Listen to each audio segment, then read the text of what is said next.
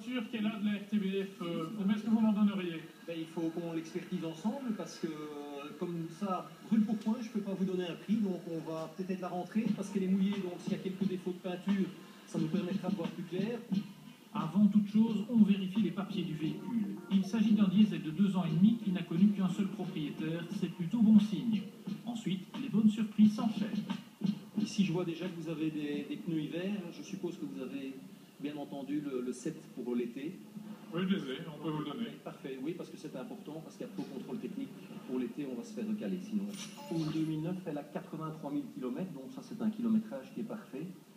Au niveau de l'équipement, je vois qu'elle est bien équipée. Il y a le GPS, caméra de recul, la climatisation automatique.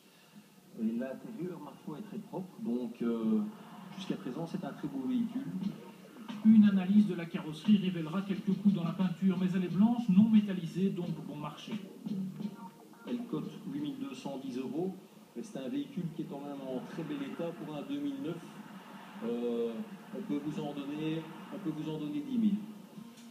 Notre voiture est donc surévaluée par rapport à la cote officielle des professionnels. Une cote constamment remise à jour, tous les 2 mois pour la version papier, en temps réel pour l'électronique.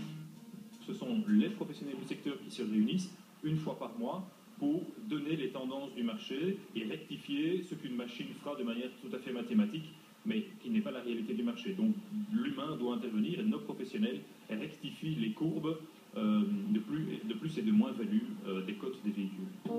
La cote officielle ne concerne donc que les professionnels qui doivent éventuellement remettre les véhicules en état, offrir une garantie obligatoire et réaliser des bénéfices. Le particulier, lui, trouvera d'autres références sur Internet ou dans les magazines spécialisés.